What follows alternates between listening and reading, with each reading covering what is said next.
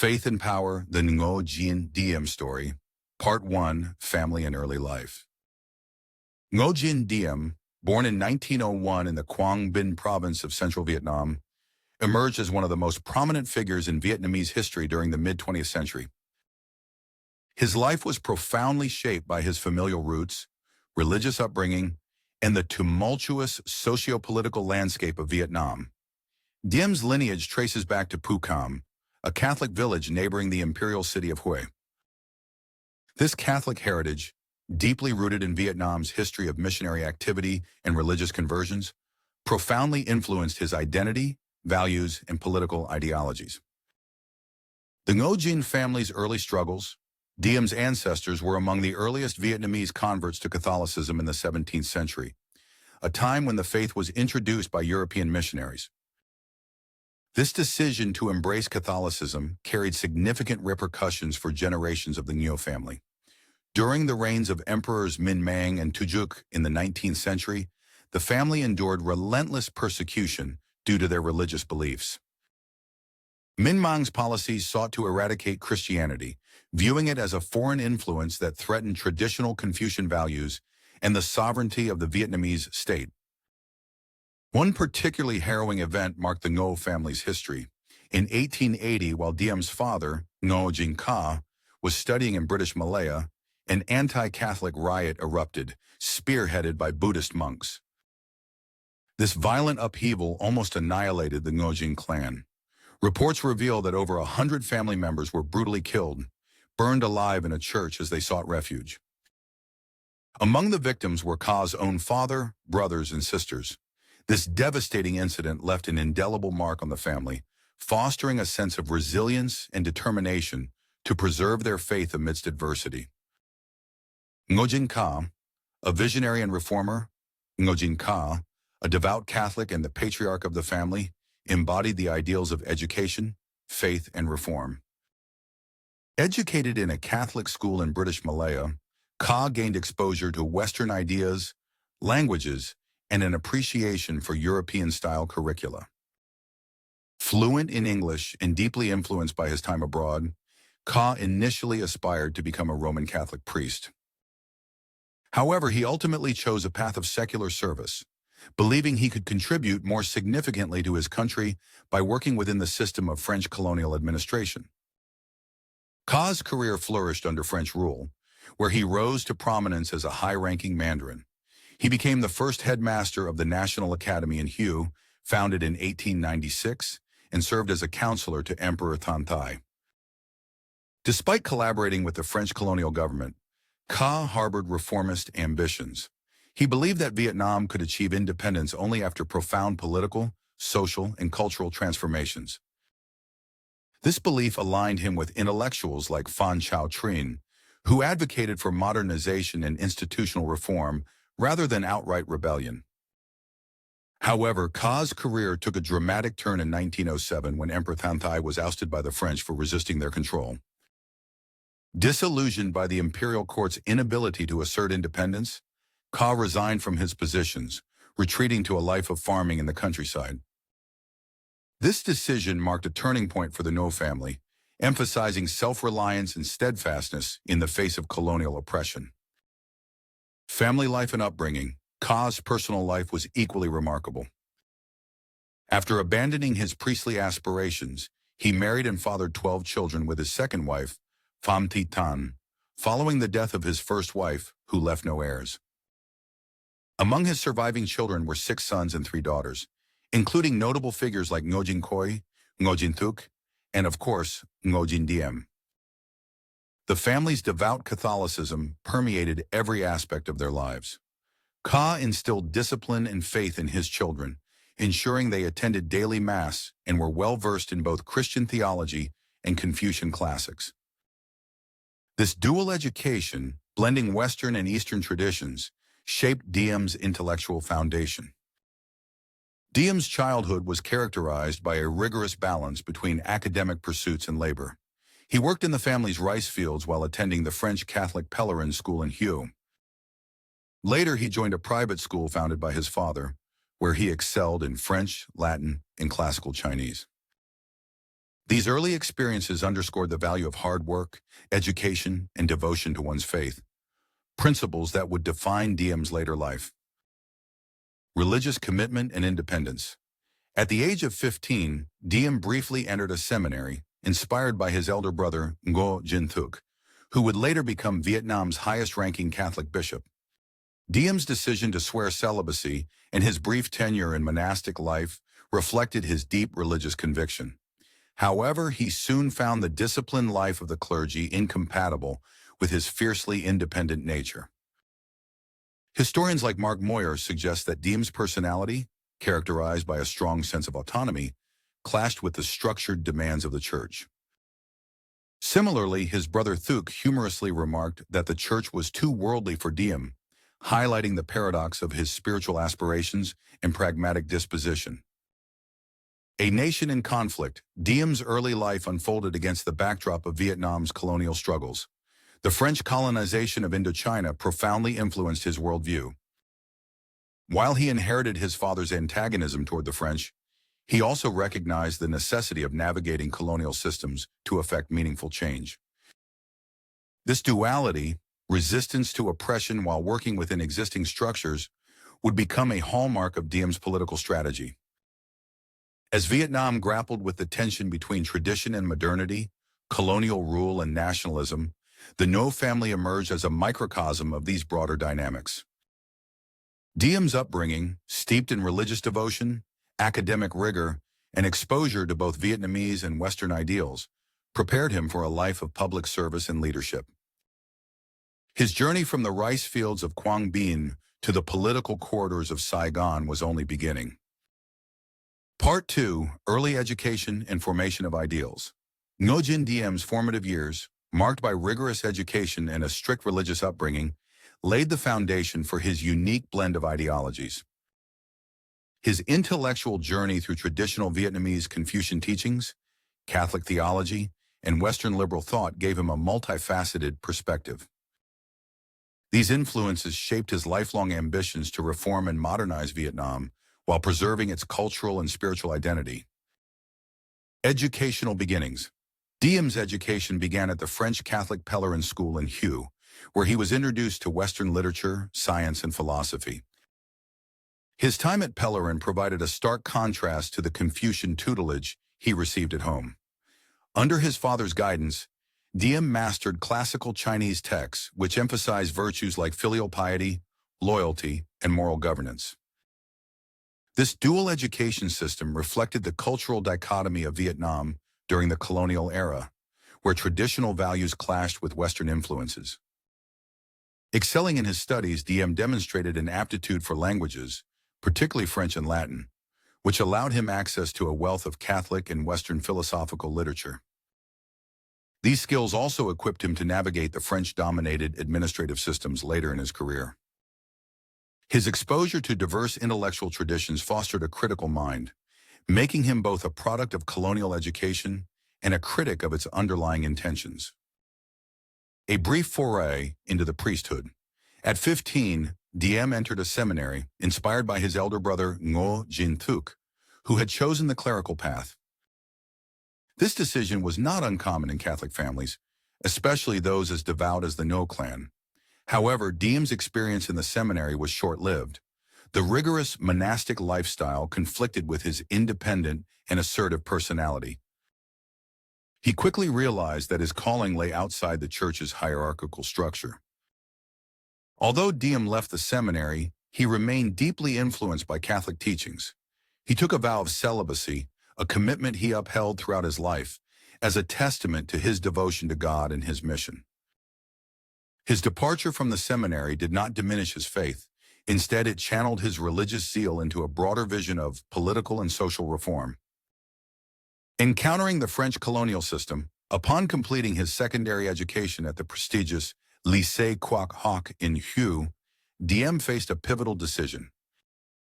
His outstanding academic performance earned him a scholarship to study in Paris, an opportunity that many aspiring Vietnamese intellectuals of his time would have embraced eagerly.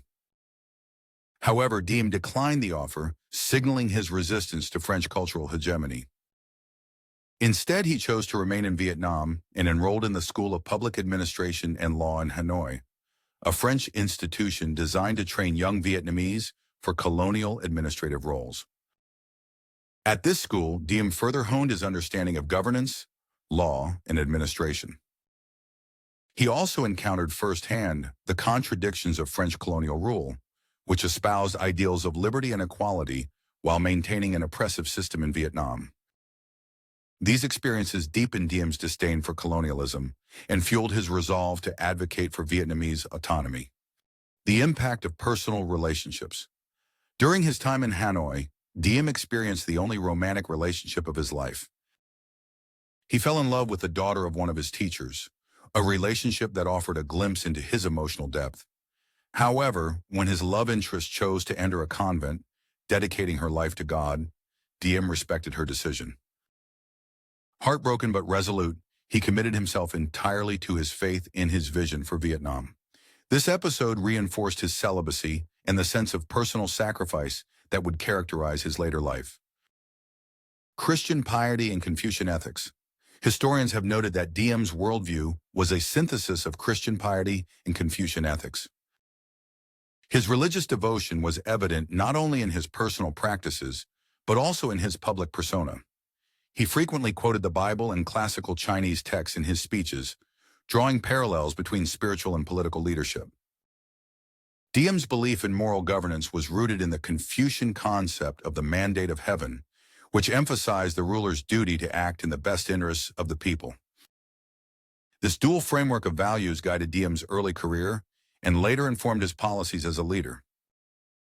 His belief in personalism, a philosophy that emphasizes individual dignity within a communal context, stemmed from both Catholic social teachings and Confucian ideals of mutual responsibility. This ideology became a cornerstone of his political vision for Vietnam, offering what he saw as an alternative to both Western individualism and Marxist collectivism. Formative encounters with nationalism. While still a student, Diem began to develop a strong sense of nationalism. He viewed French colonial rule as an affront to Vietnam's sovereignty and a threat to its cultural identity. At the same time, he recognized the limitations of violent resistance. Influenced by his father's reformist ideals, Diem believed that meaningful change required a combination of education, diplomacy, and strategic collaboration. These ideas were reinforced through his association with prominent intellectuals and revolutionaries. One of his most significant influences was Phan Boi Chau, a leading figure in the anti-colonial movement. Diem admired Phan's vision of applying Confucian principles to modern governance and shared his belief in the need for a moral and ethical foundation in politics. This relationship deepened Diem's understanding of the complexities of Vietnamese nationalism and the challenges of achieving independence in a divided society. A vision for Vietnam. By the time he completed his education, Diem had formed a clear vision for Vietnam. He envisioned a nation that was both modern and rooted in its cultural traditions. For Diem, this meant balancing Western advancements in science, technology, and governance with the spiritual and ethical values of Vietnamese society. This vision would later drive his efforts to establish an independent and unified Vietnam, free from foreign domination. Part 3. Early Career and Rise in the Civil Service. Ngô Đình Diem's entry into the civil service marked the beginning of a career that would see him rise steadily through the ranks of colonial administration, navigating the challenges of a politically charged environment. His early career showcased his industriousness, incorruptibility, and a growing reputation as a devout Catholic leader and nationalist. These qualities not only earned him recognition, but also set him apart in a system often mired in corruption and foreign influence. First steps in public service. In 1921, after graduating at the top of his class from the School of Public Administration and Law in Hanoi, Diem began his career as a junior official in Thu Thien, a province near Hue. This role marked his entry into the world of governance under the French colonial administration. Starting from the lowest rank of Mandarin, he exhibited a tireless work ethic and a commitment to his responsibilities that quickly garnered attention. Diem's first assignment was at the Royal Library in Hue, a position that allowed him to immerse himself further in Vietnam's rich cultural and historical heritage. However, his ambitions extended beyond archival work. Within a year, he was promoted to district chief inTua Thien and later in the neighboring Quang Tri province. In these roles, he presided over dozens of villages, implementing administrative reforms and addressing local issues with a hands-on approach. Rapid ascension through merit. At the age of 28, Diem achieved a significant milestone when he was appointed provincial chief, Tuan Phu, of Ninh Thuan, overseeing 300 villages. This position placed him in charge of a vast and diverse population, requiring a nuanced understanding of local dynamics and effective governance. Diem's work ethic, incorruptibility, and dedication to justice distinguished him from many of his contemporaries, who were often seen as self-serving or complicit in the exploitation of their own people under colonial rule. During his tenure, Diem focused on improving the livelihoods of the rural population. He introduced measures to streamline agricultural practices, enhance infrastructure, and address grievances from tenant farmers.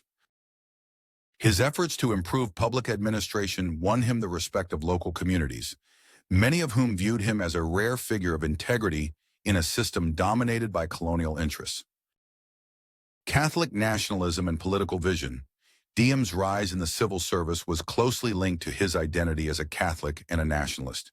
In the 1920s and 1930s, Catholic nationalism played a pivotal role in shaping Vietnam's political landscape. As a devout Catholic, Diem was seen as a moral leader who could represent the interests of Vietnam's Catholic minority while advocating for national autonomy.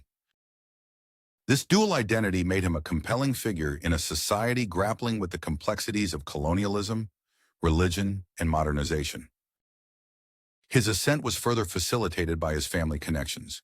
Diem's elder brother, Ngo Dinh Khoi, had married the daughter of Nguyen Hu Bai, a prominent Catholic leader and head of the Council of Ministers at the Hue court. Bai was a staunch supporter of indigenous leadership within the Vietnamese church and sought to empower the monarchy against French domination. Recognizing Diem's potential, Bai became his mentor and patron, providing him with opportunities to advance his career. Encountering communism and anti-colonial movements. In 1925, while serving in Quang Tri, Diem had his first encounter with communist activists. Riding horseback through the countryside, he came across propaganda leaflets advocating for violent revolution and the overthrow of colonial rule. Appalled by their call for class warfare and radical socialism, Diem began to see communism as a direct threat to Vietnam's cultural and spiritual fabric. This moment marked the beginning of his lifelong opposition to communist ideology. Diem responded by distributing his own anti-communist pamphlets, emphasizing the dangers of violence and advocating for a more measured path to independence. His efforts to counter communist influence earned him both allies and enemies, as he navigated the growing divide between revolutionary movements and reformist approaches. The governorship of Binh Thuan. In 1929, Diem was appointed governor of Binh Thuan province, a position that expanded his responsibilities and influence. Known for his tireless work ethic, he immersed himself in the day-to-day challenges of governance, addressing issues ranging from land disputes to public health. His ability to maintain order and implement reforms without succumbing to corruption further solidified his reputation as an incorruptible and capable leader. During his governorship, Vietnam witnessed a surge in communist-organized peasant revolts. Between 1930 and 1931, Diem played a key role in suppressing these uprisings, often aligning with French colonial forces to restore stability. Although his actions were criticized by some as collaborationist, Diem justified his approach by arguing that the revolts posed a greater threat to Vietnam's traditional leadership and societal structure than the French colonial regime. A brief tenure as interior minister. In 1933, Diem's career took a dramatic turn when Emperor Bao Jai, under pressure from Nguyen Hu Bai, invited him to join the imperial cabinet as Minister of the Interior. This role gave Diem the opportunity to advocate for sweeping political and administrative reforms. He proposed the establishment of a Vietnamese legislature, increased autonomy for local governments, and measures to reduce French control over Vietnamese affairs. However, Diem's reformist agenda clashed with the interests of the French administration. When his proposals were rejected, he resigned from his position after only 3 months in office. In his resignation letter, he denounced Bảo as a puppet of the French and renounced all titles and honors bestowed upon him. This act of defiance marked Diem as a principled and uncompromising nationalist, willing to sacrifice personal ambition for the sake of his ideals. Withdrawal and reflection. Following his resignation, Diem retreated to Hue, where he lived as a private citizen for over a decade. This period of self-imposed exile was marked by introspection, study, and quiet activism. He spent his days reading, meditating, and maintaining correspondence with like-minded nationalists. Diem's network of contacts included prominent figures such as Phan Boi Chau, whose ideas on Confucianism and nationalism continued to influence his thinking. During World War II, Diem saw an opportunity to challenge French colonial rule. He sought to establish ties with Japanese forces occupying Vietnam, hoping to leverage their anti-colonial rhetoric to achieve independence. Although his overtures were largely ignored, these efforts demonstrated his determination to explore every avenue for Vietnam's liberation. Part 4. Years of exile and nationalist activities. The decade following Ngô Đình Diem's resignation as Interior Minister marked a transformative period in his life. During these years of exile and relative obscurity, Diem's nationalist convictions deepened, his political ideology evolved, and his network of supporters expanded. Although sidelined from the official political arena, Diem used this time to engage in intellectual pursuits and clandestine nationalist activities, laying the groundwork for his eventual return to power. Retreat to Hue and intellectual pursuits. After resigning from the imperial cabinet in 1933, Diem withdrew to his family estate in Hue. This period of self-imposed exile provided him with an opportunity for reflection and study. While maintaining a low profile, Diem devoted himself to reading extensively on political philosophy, history, and religion. His readings encompass classical Confucian texts, Catholic social teachings, and Western works on governance and democracy.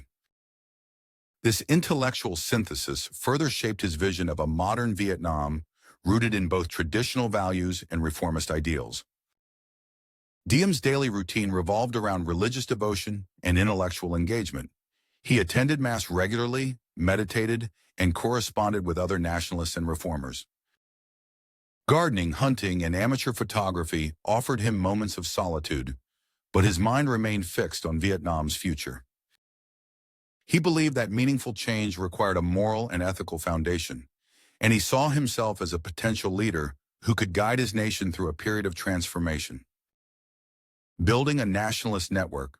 Although officially sidelined, Diem remained deeply involved in nationalist activities. He established connections with a wide array of anti-colonial activists, intellectuals, and political leaders. One of his key allies during this time was Phan Boi Chau, a renowned nationalist and Confucian scholar. Diem admired Phan's intellectual rigor and his vision for a Vietnam that could blend traditional Confucian ethics with modern governance. Their exchanges of ideas reinforced Diem's belief in the importance of moral leadership and cultural integrity. In addition to fostering relationships with fellow Vietnamese nationalists, Diem sought to build connections with international actors who might support Vietnam's struggle for independence. He recognized that gaining external support was crucial for countering French colonial power and the growing influence of communism. World War II and the Japanese occupation. The outbreak of World War II and the subsequent Japanese occupation of Vietnam presented Diem with new opportunities to challenge French colonial rule. Japan's anti-Western propaganda and promises of Asia for Asians resonated with many Vietnamese nationalists, including Diem. Although he remained cautious about Japanese intentions, he saw their presence as a potential lever for advancing Vietnam's independence. In 1942, Diem attempted to persuade Japanese officials to declare Vietnam's independence and support its nationalist movements. He also sought to establish contacts with Japanese diplomats, intelligence officers, and military leaders who sympathized with anti-colonial causes. These efforts reflected his pragmatic approach to politics, as he was willing to engage with any power that could help achieve his goal of national sovereignty. Collaboration with Prince Quang Jae. One of Diem's significant alliances during this period was with Prince Quang Jae, a member of Vietnam's royal family and an exiled nationalist living in Japan. Both men shared a vision of an independent Vietnam free from French domination. In 1943, with the assistance of Japanese intermediaries, Diem re-established contact with Quang Jae and began coordinating efforts to mobilize support for their cause. Together, they formed a secret organization called the Association for the Restoration of Great Vietnam, Vietnam Jai Viet Phuc Hung Hoi.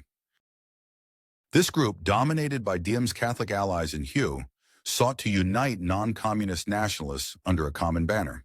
However, the organization's activities were soon discovered by French authorities, leading to a crackdown on its members.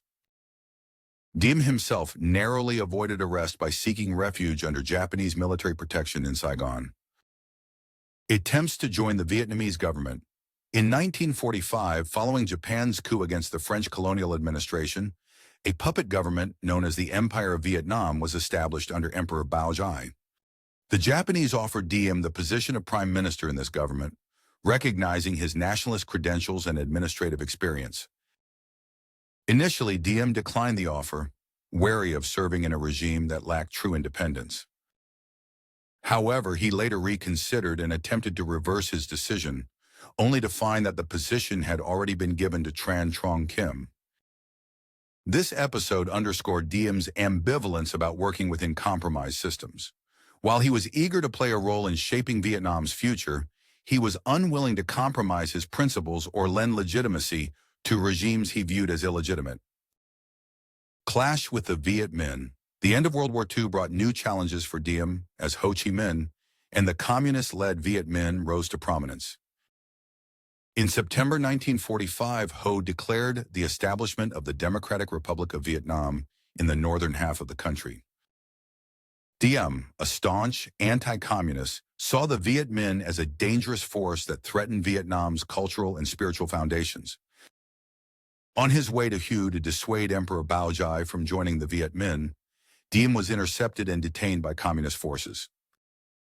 He was exiled to a remote highland village near the border, where he endured harsh conditions and nearly succumbed to illness. Local tribesmen nursed him back to health, and 6 months later, he was brought before Ho Chi Minh. Despite Ho's offer of a cabinet position in the new government, Diem refused, condemning the Viet Minh for their violent tactics and the murder of his brother Ngo Dinh Coi. Formation of the Third Force. Disillusioned with both the colonialists and the communists, Diem began advocating for a third force movement that sought to establish an independent Vietnam free from foreign domination and ideological extremes. In 1947, he founded the National Union Bloc, Khoi Quoc Gia Lien Heap, later merging it into the Vietnam National Rally, Vietnam Quoc Gia Lien Heap. This coalition united non-communist nationalists under a shared vision of self-determination. While the movement gained some traction, it faced significant challenges. The French remained unwilling to grant genuine independence, and the Viet Minh viewed Diem as a rival who could undermine their revolutionary agenda.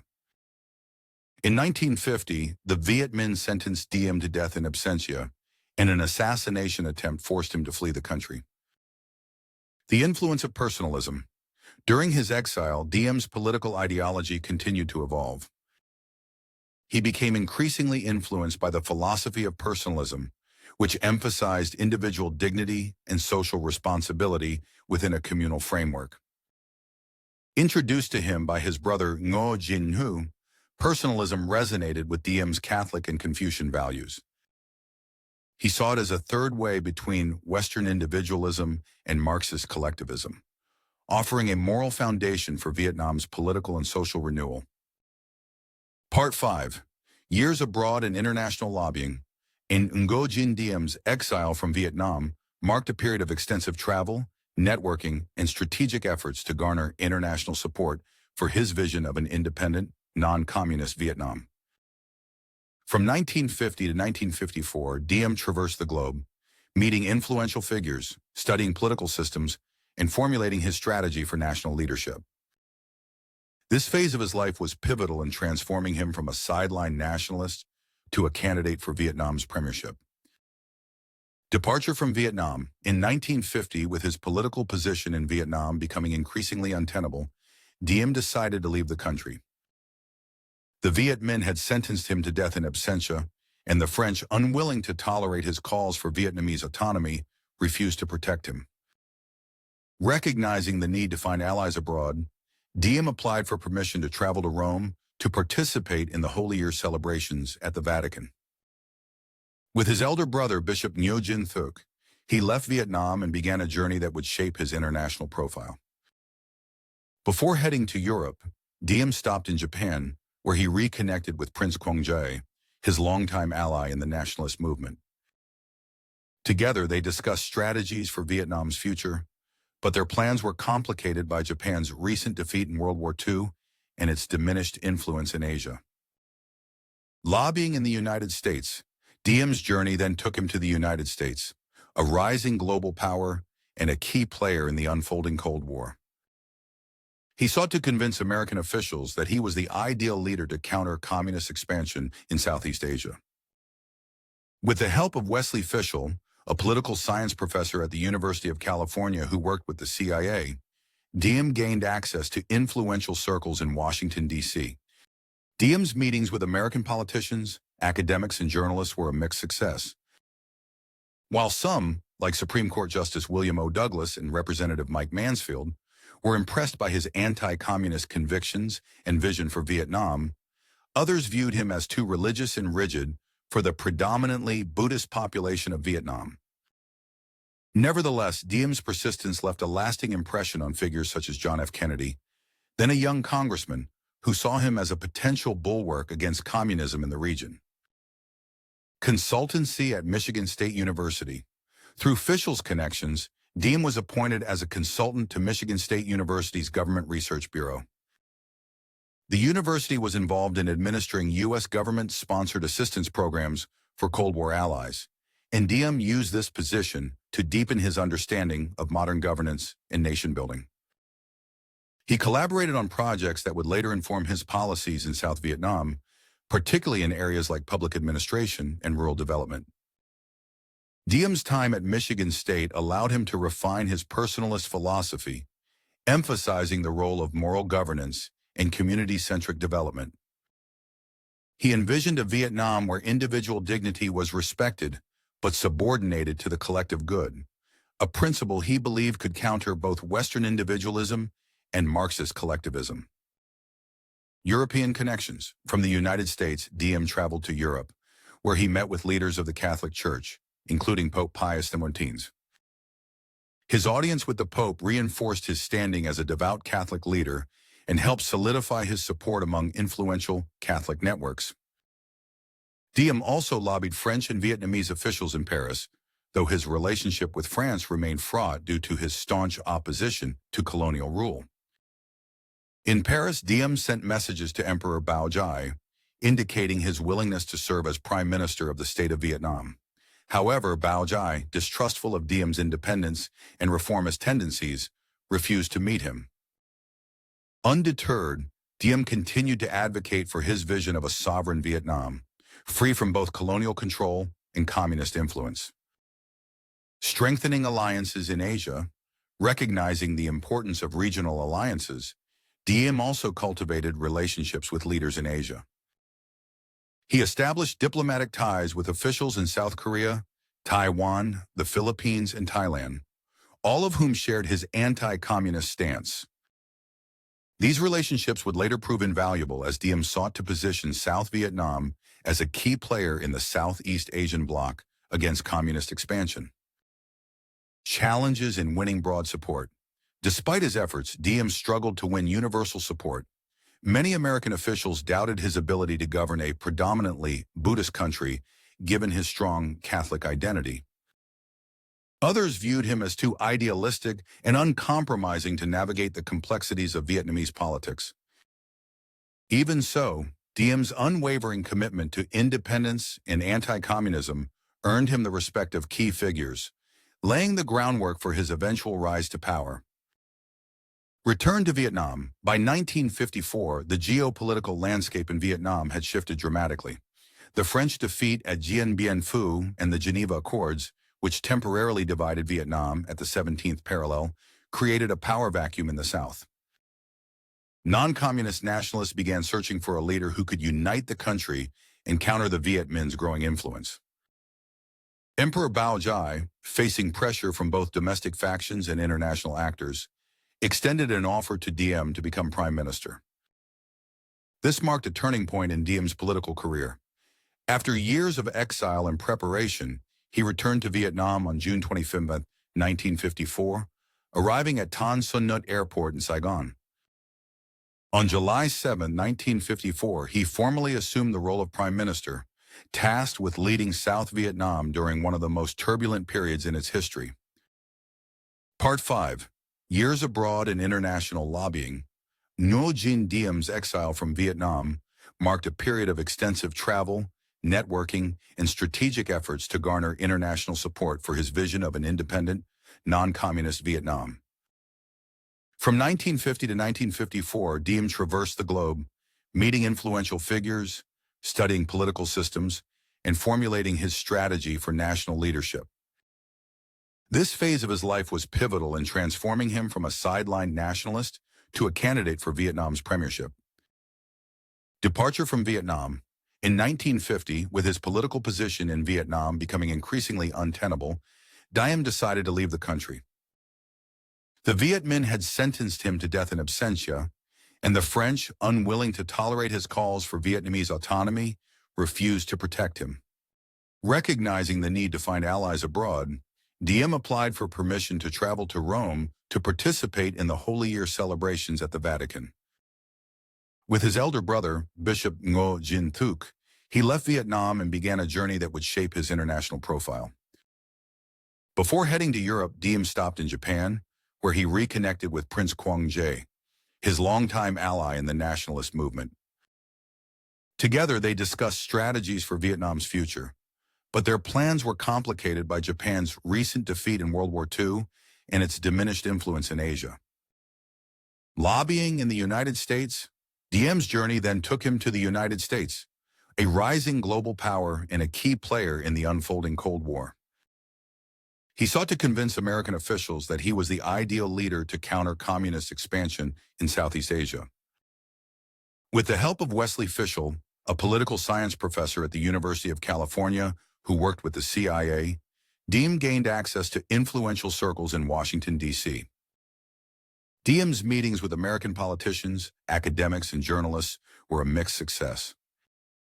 While some, like Supreme Court Justice William O. Douglas and Representative Mike Mansfield, were impressed by his anti-communist convictions and vision for Vietnam, others viewed him as too religious and rigid for the predominantly Buddhist population of Vietnam. Nevertheless, Diem's persistence left a lasting impression on figures such as John F. Kennedy, then a young congressman who saw him as a potential bulwark against communism in the region. Consultancy at Michigan State University. Through Fishel's connections, Diem was appointed as a consultant to Michigan State University's Government Research Bureau. The university was involved in administering U.S. government-sponsored assistance programs for Cold War allies, and Diem used this position to deepen his understanding of modern governance and nation-building. He collaborated on projects that would later inform his policies in South Vietnam, particularly in areas like public administration and rural development. Diem's time at Michigan State allowed him to refine his personalist philosophy, emphasizing the role of moral governance and community-centric development. He envisioned a Vietnam where individual dignity was respected but subordinated to the collective good, a principle he believed could counter both Western individualism and Marxist collectivism. European connections. From the United States, Diem traveled to Europe, where he met with leaders of the Catholic Church, including Pope Pius IX. His audience with the Pope reinforced his standing as a devout Catholic leader and helped solidify his support among influential Catholic networks. Diem also lobbied French and Vietnamese officials in Paris, though his relationship with France remained fraught due to his staunch opposition to colonial rule. In Paris, Diem sent messages to Emperor Bảo Đại, indicating his willingness to serve as Prime Minister of the state of Vietnam. However, Bảo Đại, distrustful of Diem's independence and reformist tendencies, refused to meet him. Undeterred, Diem continued to advocate for his vision of a sovereign Vietnam, free from both colonial control and communist influence. Strengthening alliances in Asia.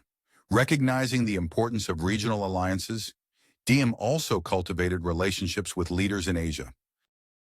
He established diplomatic ties with officials in South Korea, Taiwan, the Philippines, and Thailand, all of whom shared his anti-communist stance.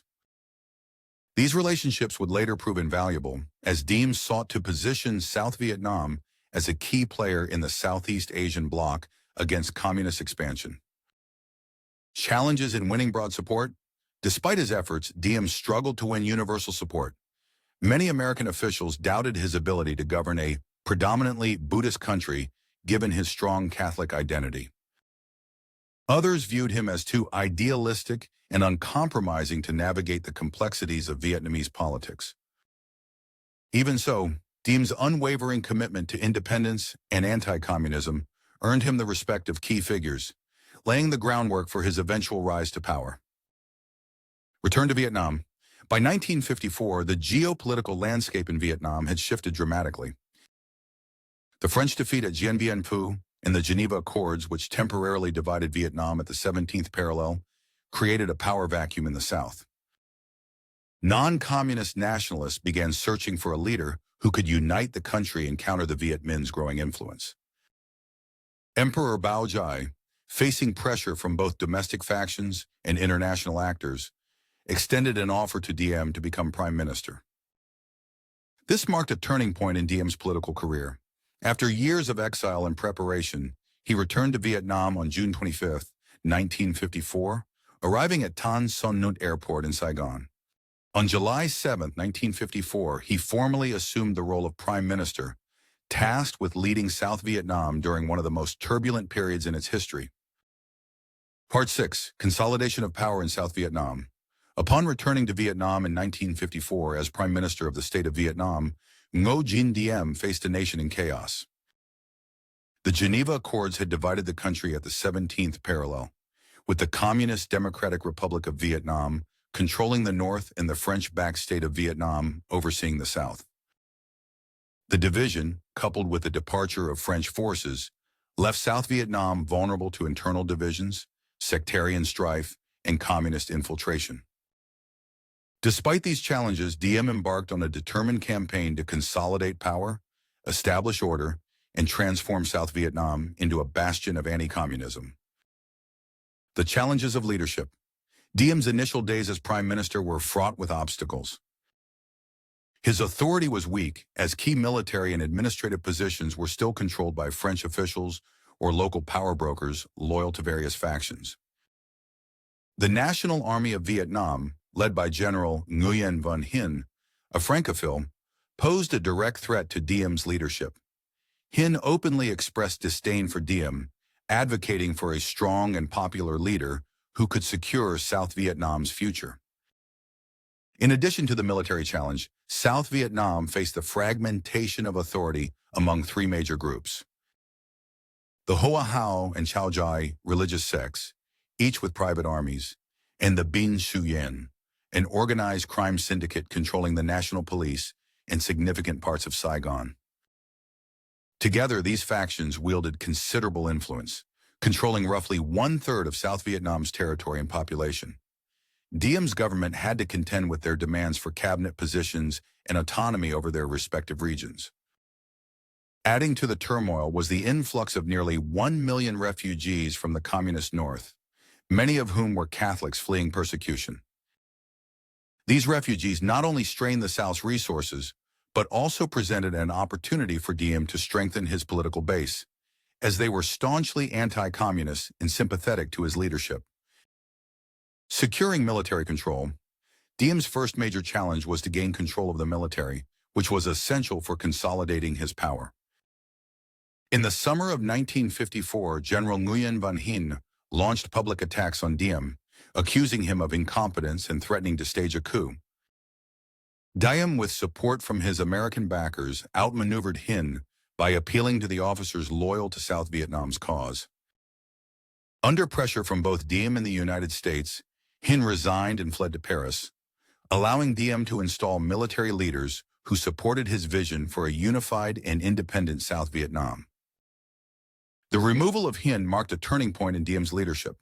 With the National Army under his command, he began to assert his authority more decisively, laying the foundation for future actions against other rival factions. The Sec Crisis. The next major test of Diem's leadership came in the form of the Sec Crisis of 1955.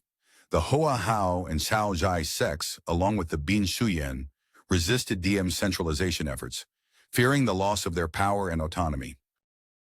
The Binh Xuyen, led by Le Vun Vian, controlled Saigon's lucrative black markets and resisted efforts to bring the national police under government control. Diem's strategy to address this crisis was twofold. First, he attempted to negotiate with the sects, offering them positions within his government in exchange for their loyalty. When these efforts failed, he turned to military force. In April 1955, Diem's army launched a series of operations against the Binh Xuyen in Saigon, culminating in the Battle of Saigon. After weeks of intense urban combat, Diem's forces emerged victorious, dismantling the Binh Xuyen's power base and establishing control over the city.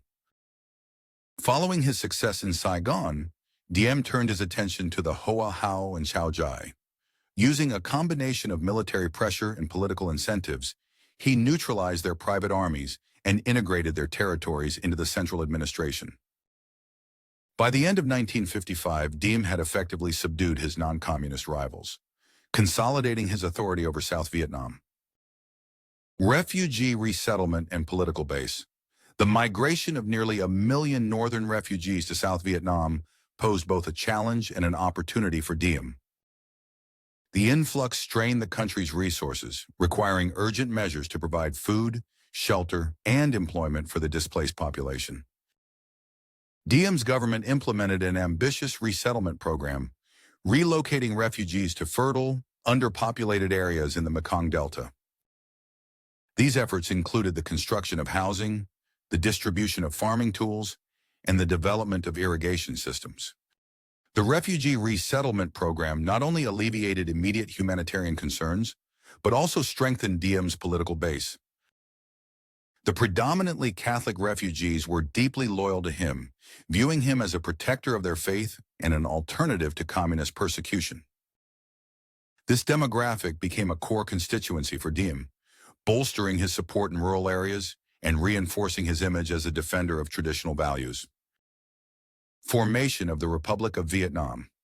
Having established control over South Vietnam, Diem moved to consolidate his political power.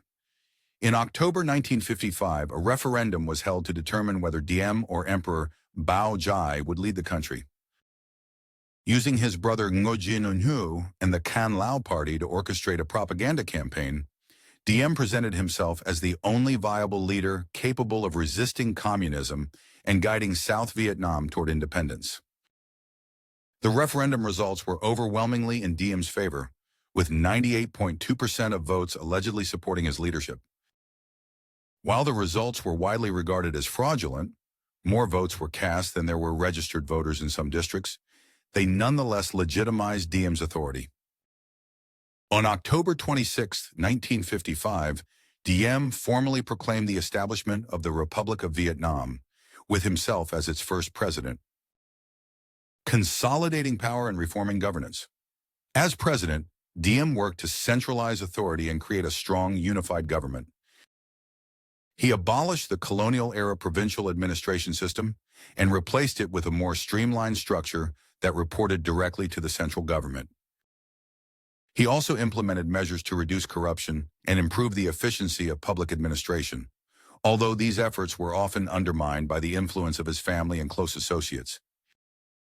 Diem's governing style was characterized by authoritarianism and reliance on trusted allies, particularly his family members. His brother Nhu, who led the Can Lao Party, became one of his closest advisors, while other family members held key positions in the government and military. This nepotism drew criticism from both domestic opponents and international observers, but Diem viewed it as a necessary means of maintaining loyalty and stability. Part 7. The Presidency and Policies of Ngô Diem. Ngô Diem's presidency from 1955 to 1963 was defined by his efforts to transform South Vietnam into a stable, independent state capable of resisting communist aggression. His administration was marked by ambitious socio-economic reforms, nation-building projects, and an uncompromising stance against internal dissent and external threats. However, his authoritarian rule, reliance on family members, and religious favoritism alienated many segments of the population, ultimately contributing to his downfall. Establishing the Republic of Vietnam. On October 26, 1945, Diem formally proclaimed the Republic of Vietnam, declaring himself its first president. The new state was positioned as a counterweight to the Communist Democratic Republic of Vietnam in the north. The Constitution granted the president extensive powers, allowing Diem to consolidate authority and govern with little opposition. In his inaugural speech, Diem emphasized the importance of moral leadership and national unity. He portrayed himself as a defender of Vietnamese sovereignty and a bulwark against communism. While his rhetoric resonated with many, his heavy-handed governance and exclusion of political rivals quickly sowed seeds of dissent. Economic and social policies. Diem's presidency was marked by efforts to modernize South Vietnam's economy and address rural poverty. He launched several ambitious programs aimed at improving infrastructure, redistributing land, and fostering economic self-sufficiency. Land reform. Diem sought to address the entrenched inequalities in land ownership that had plagued rural Vietnam. In 1956, he introduced a land-to-the-tiller program that limited land holdings to 100 hectares for rice fields and 15 hectares for other crops. While the policy aimed to redistribute land to tenant farmers, its impact was limited. Many landlords transferred their holdings to family members to evade the reforms, and the Catholic Church's vast land holdings were exempted. By 1963, only about half of the targeted land had been redistributed, leaving many rural farmers disillusioned. Resettlement programs. Diem prioritized resettlement as a means of addressing overpopulation in certain areas and reducing communist influence in remote regions. Programs such as the Khai San Project and the Land Development Program relocated northern refugees and landless farmers to underpopulated areas in the Mekong Delta and Central Highlands. While these initiatives provided some economic opportunities, they were often plagued by corruption, inadequate resources, and resistance from local populations. Infrastructure development. Under Diem's leadership, South Vietnam saw significant investments in infrastructure. Roads, bridges, and irrigation systems were constructed to support agricultural and industrial growth. Educational institutions, including the University of Saigon and the University of Hue, were established to train a new generation of Vietnamese professionals. Urban reforms. In Saigon, Diem implemented policies to align the city with Catholic and Confucian values. Brothels and opium dens were shut down, divorce and abortion were outlawed, and laws against adultery were strengthened. While these measures aimed to promote moral discipline, they alienated segments of the population who viewed them as overly restrictive. Counterinsurgency efforts. Diem's presidency was defined by his relentless opposition to the communist insurgency led by the Viet Cong. His counterinsurgency policies combined military operations with efforts to win the hearts and minds of the rural population. Political repression. To weaken communist influence, Diem's regime launched campaigns to identify and eliminate suspected Viet Cong members. Tens of thousands of individuals were detained in re-education centers, and many were executed. These actions created an atmosphere of fear and resentment, fueling opposition to his rule. Strategic Hamlet Program. In 1962, Diem introduced the Strategic Hamlet Program, a centerpiece of his counterinsurgency strategy. The program aimed to isolate rural communities from Viet Cong influence by relocating villagers into fortified hamlets with schools, clinics, and local defenses. While ambitious in scope, the program suffered from poor implementation, corruption, and forced relocations. Many villagers resented the disruption to their lives, and the program ultimately failed to achieve its objectives. Suppression of rivals. Diem continued to suppress non-communist rivals, including former allies from the Hoa Hao and Cao Jai sects. His authoritarian measures ensured that no significant opposition could emerge, but they also alienated potential supporters who might have helped bolster his regime against communist insurgents. Religious policies and the Buddhist crisis. One of the most controversial aspects of Diem's presidency was his perceived favoritism toward Catholics, which alienated the Buddhist majority. Catholics were disproportionately represented in the government and military and enjoyed privileges such as land grants and exemptions from labor obligations. Diem also dedicated South Vietnam to the Virgin Mary in 1959, further symbolizing the preferential treatment of Catholicism. Tensions between the government and Buddhists came to a head in 1963 during the Buddhist crisis, when Buddhist monks in Hue protested a government ban on flying religious flags during Vesak celebrations. Security forces opened fire, killing 9 civilians.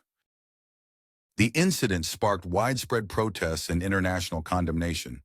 Diem's response, including the infamous raids on Buddhist pagodas, only deepened the crisis.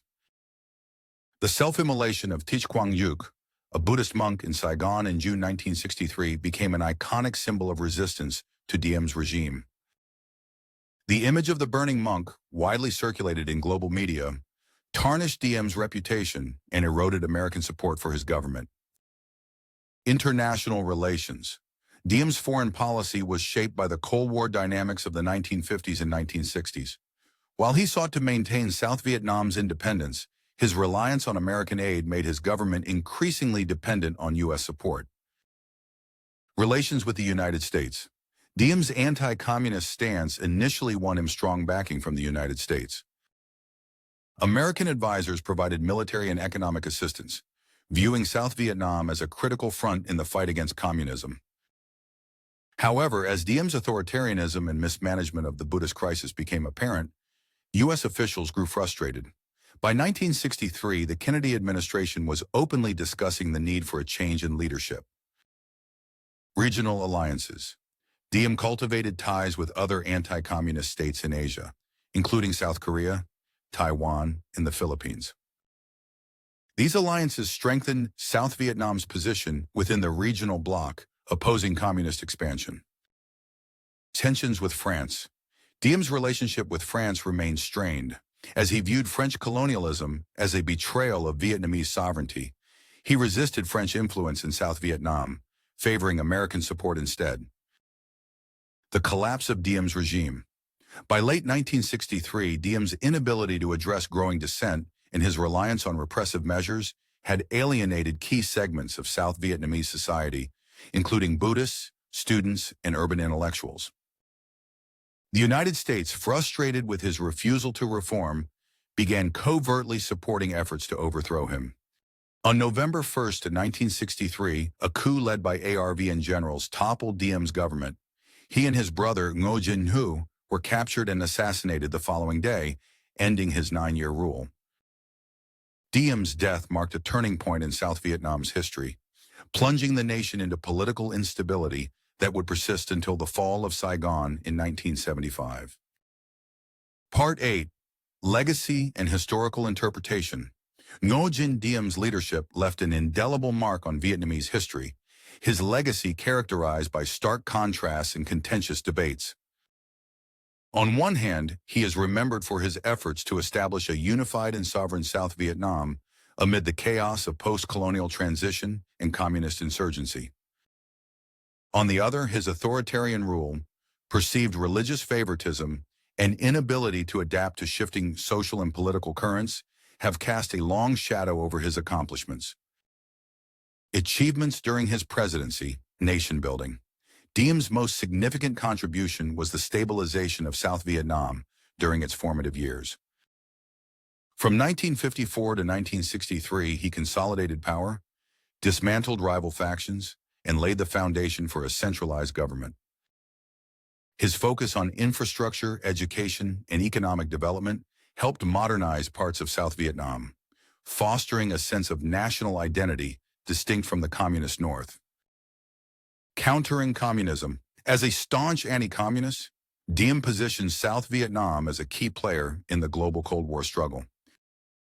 His government received substantial U.S. military and economic aid, enabling it to build a modern army and pursue counterinsurgency operations.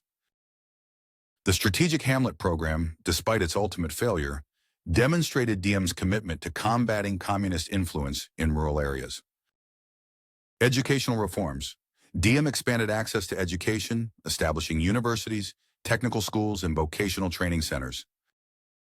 These institutions provided opportunities for young South Vietnamese to acquire skills needed for a modern economy and fostered a class of educated professionals. Refugee resettlement. Diem's efforts to resettle nearly 1 million refugees from the North showcased his ability to mobilize resources and address humanitarian crises. While not without challenges, these programs helped strengthen his political base and integrate displaced populations into South Vietnamese society. Criticism and controversy. Authoritarian rule. Diem's presidency was marked by a concentration of power in his hands and those of his family. Critics have described his governance as nepotistic, with key positions occupied by his brothers and trusted allies. His reliance on secret police and suppression of dissent created an atmosphere of fear and resentment. Religious favoritism. Diem's perceived favoritism toward Catholics alienated the Buddhist majority, exacerbating sectarian tensions. The Buddhist crisis of 1963, which culminated in the self-immolation of Thich Quang Duc, highlighted the deep divisions within South Vietnamese society and undermined Diem's legitimacy. Failed reforms. While Diem introduced land reform and resettlement programs, their impact was limited by poor implementation, corruption, and resistance from entrenched interests. These shortcomings prevented him from addressing the deep-seated inequalities that fueled rural discontent. Alienation of allies. Diem's rigid and uncompromising approach often alienated his allies, both domestic and international. His refusal to heed American advice on reforms and his mishandling of the Buddhist crisis strained U.S.-Vietnam relations, contributing to the loss of American support that ultimately led to his downfall. Historical interpretation. A nationalist visionary, supporters of Diem emphasize his nationalism and commitment to an independent Vietnam free from foreign domination. Historian Philip Catton described him as a leader wary of over-reliance on the United States, seeking to balance modernity with Vietnamese traditions. A flawed leader, critics argue that Diem's authoritarianism and insularity undermined his government's effectiveness. His inability to build broad-based support or address societal grievances made his regime vulnerable to internal dissent and external pressures. A victim of circumstance. Some historians view Diem as a victim of the tumultuous geopolitics of the Cold War. They contend that the structural challenges he faced, sectarian divisions, communist insurgency, and dependence on foreign aid, would have been insurmountable for any leader. A polarizing figure, Diem's legacy remains deeply polarizing.